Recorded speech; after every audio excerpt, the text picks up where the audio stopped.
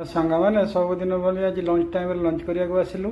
आमर प्रिय खाद्य हूँ मेस डाली आलू चटणी भात तो मुझे डाली आलू सीझी दे जाइए भात कर जाइए बर्तमान सब धनिया पत्र लंका कंचा लंका बिलाती काटी डाली टाक फ्राए करिया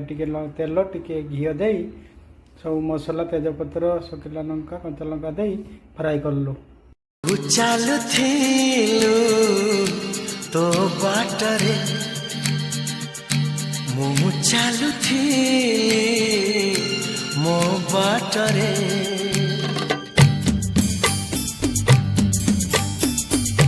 तू चालुथिलु तो बाटरे मु चालुथिली सांग मस्त खाइरो तारपरे कहनी डाली भात आलू चोखा